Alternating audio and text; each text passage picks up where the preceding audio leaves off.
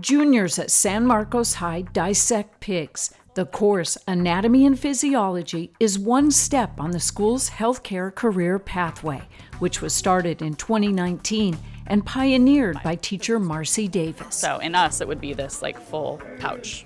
I was an athletic trainer with the San Diego Padres, and I had so much passion for the medical field that I wanted to teach it, and I wanted to give students the opportunity to explore it at a much younger age than I got to. I really enjoy learning about this stuff, and I can see myself doing something like this in the future. Nearly 300 students are enrolled in pathway courses, starting with Health Essentials 1 as freshmen. CPR, injections, tourniquets for life-saving techniques. Then comes Anatomy and Physiology. The 11 major body systems. Technology is a helpful tool. The anatomage table shows scans of actual cadavers. And you can see all the internal organs inside. It's pretty amazing. She's doing things that are relevant and engaging for them. We've got students in this class who are going off and getting internships and externships in the field. Health Essentials 2 gives seniors on-the-job experience. 4 hours a week, they are with a healthcare professional. Thanks to nearly 30 community partners. Sharp Mary Birch,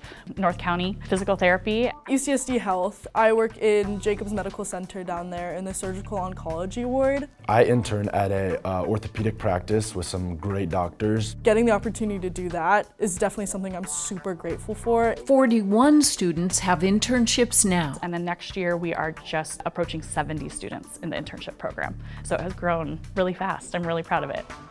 Healthcare Career Pathway, winner of the Classroom of the Future Foundation Achieve Award. This award tells us that we're on the right path, that we're setting them up for success, and they're going to be future ready.